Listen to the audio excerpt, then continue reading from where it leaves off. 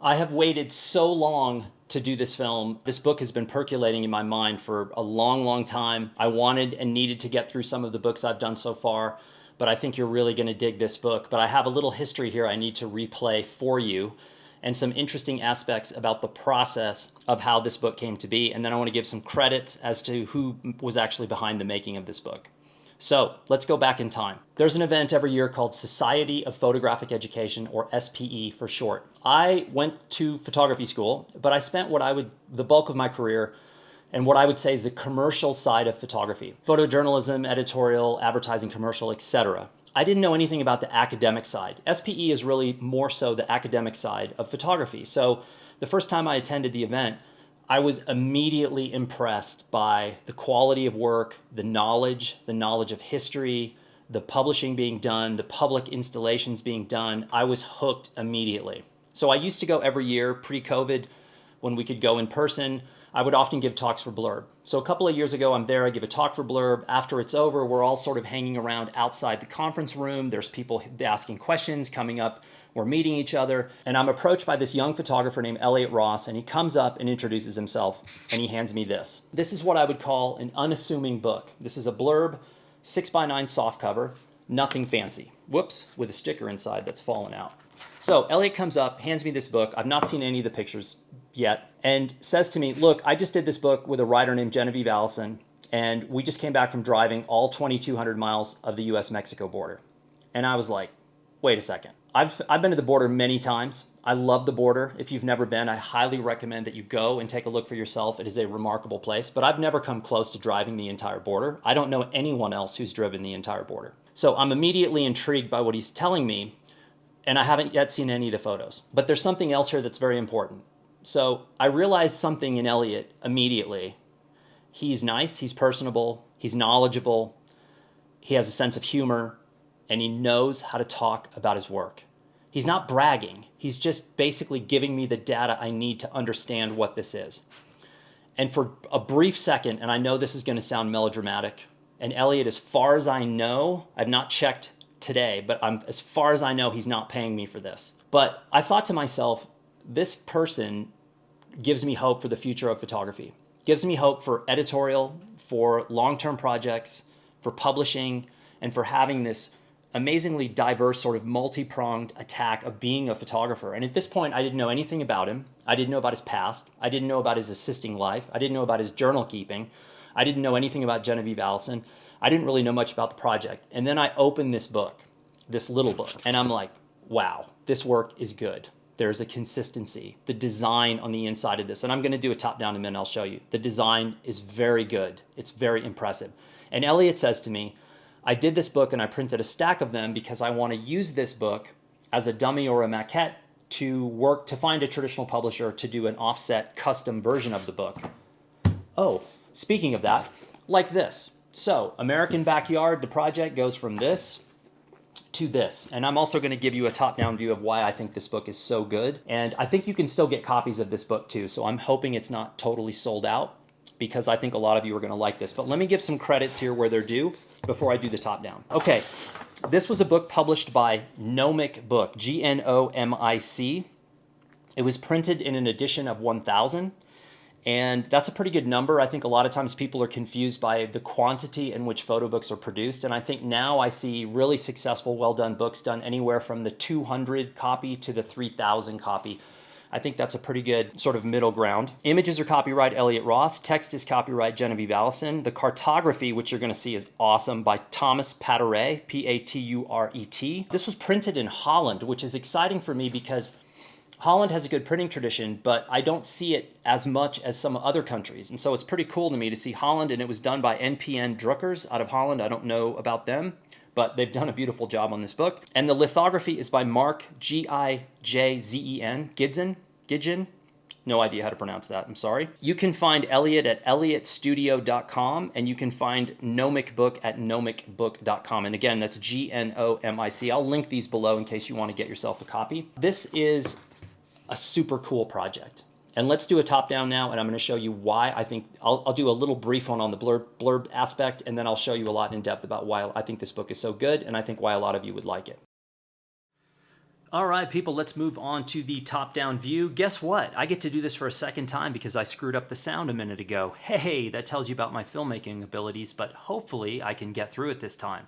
So, this is the blurb tradebook version of American Backyard. This is what Elliot handed me. This is a very unassuming little publication, but it works perfectly for what he intended it for, or what they intended it for. Let's have a look.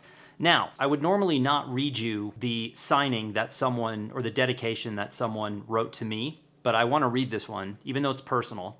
I want to read it because it represents who Elliot is, and I think that's very important. It says, "To Dan, and our shared fascination with gradients and lands in transition." That's not your normal, that's not even a dedication, that's too much. That's just like him saying, "Hey bud, thanks for taking a look." But that's a really good thing. I think it represents his sort of ideology about the world, and that's a very good thing. So let's take a look. I want you to notice a couple of things. 2-column text, keep that in mind. Remember that for when we get to the offset book. I would classify this particular book as a portfolio, a digest about what this project is, but he's not giving away too much. There's lots of landscapes. You get an idea of the topography and the geography you're talking about. This looks like, I know where this is. I can't remember the exact name of it. This is where the border wall goes into the Pacific Ocean. This is a fascinating place near Borderland State Park.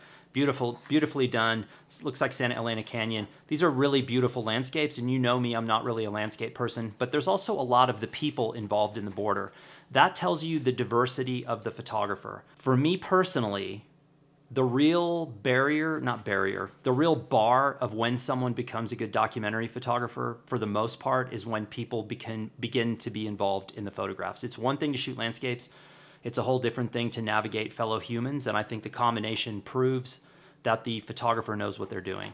So again, 2 columns, very simple, gives you a taste, very unassuming. You'll notice too, you'll have images of Elliot's that look like this that are what I would say higher saturation, higher contrast imagery, but a lot of what he does is what I would call muted, right? His work is the saturation is not overly high, it's not overly contrasty. Some of the work is muted, and I love it. And I think this is an uncoated stock, and when we move over to the offset book, it transfers over, and I think it looks even better in that book. So again, very simple, very affordable, very strategic use, well done, Elliot and Genevieve. Now let's move on to the prize, the American Backyard traditionally published offset book. This is the holy grail. This is what people are after.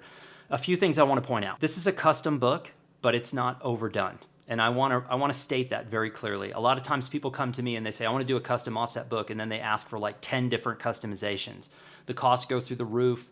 Most people, you don't need it. If your work is good, don't overly design it and don't overly customize it. So they've done some debossing here. Beautifully done, American Backyard. This element, the author titles, you've got their names on the spine, the name of the book, and you've also got the Nomic books here on the bottom. So very, very well done, but not overdone, if you know what I mean. So hopefully the focus will eventually come back. Come on, Fuji. I paid for it. There we go.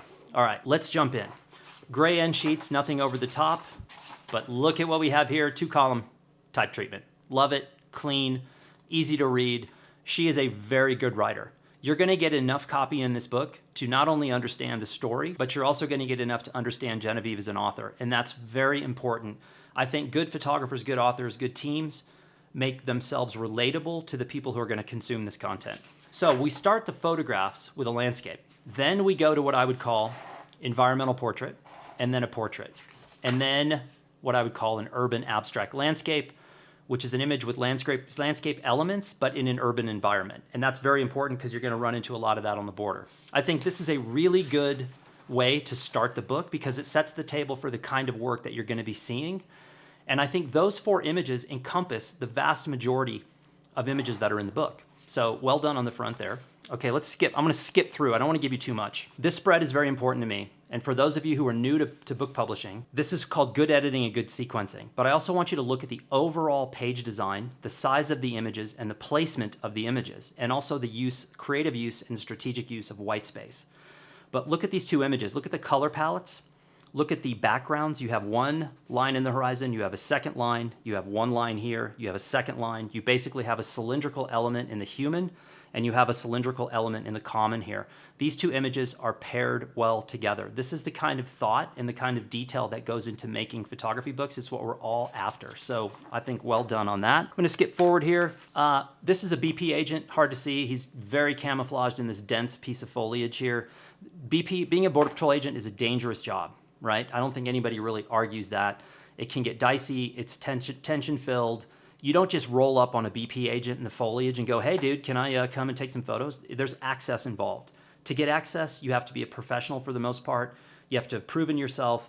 This is not easy. This takes time. A lot of folks don't necessarily want you there taking photographs, etc. So I see a picture like this and it sort of heightens the skill level involved in my mind. All right, moving on to the cartography, the maps. I am a complete sucker. This just makes me want to get in my van and drive this entire route, which I'm never going to do. This one I love in particular because this is Laredo and Nuevo Laredo. First time I ever crossed the border was with my brother in Nuevo Laredo. We acted like total idiots. It was my first exposure to the border, and I knew I was in a place that I loved and would continue to go back the rest of my life. So I think the use of maps here is really good. This to me is what I was talking about earlier when I said that some of Elliot's work is more muted, soft, and I think it lends itself to the kind of paper he used. This is an uncoated stock. It's not a paper that's going to give you this massive amount of saturation and contrast, but it works, and it's consistent, if you remember, with the look and feel of the blurb, of the maquette that he did with Blurb, or the dummy. That to me is very cool. He had a vision, or they had a vision for what this was for all along, and it looks really, really good. All right, let me skip ahead here to another page. I think this is Santalena Canyon. Again, beautiful. I'm not a landscape guy at all. I don't look at landscape photography. I don't buy it. I don't buy books of it. But this makes me want to go and makes me want to learn more. Don't know why. Can't explain it. Now, this I threw in because it's just Elliot showing off. I'm just kidding, but he is kind of showing off. Because think about this. Middle of nowhere, an old railroad trestle, and you have a guy literally in midair jumping from the trestle to the ground. Now, I don't know the background of this, but I've certainly never made any pictures like this on the border quite like this. And so I see it and I'm like, oh, and it makes me think. Did he know this guy? Was there collaboration? Was it luck? Was it total chance? I don't know. But the whole time I'm thinking these things and asking these questions, I'm looking at this spread, which is the key. That's what we want. We want undivided attention. All right, let me skip forward here. Again, I don't want to give you too much. What am I looking at here? I've got one more thing buried in here. I can see it. It's a little piece here in the end. Oh, I've been fortunate because I've been able to hang out with Elliot a couple of times since this book came out. We've looked at different bodies of work, and I can tell you for sure that Elliot has a very interesting style and composition.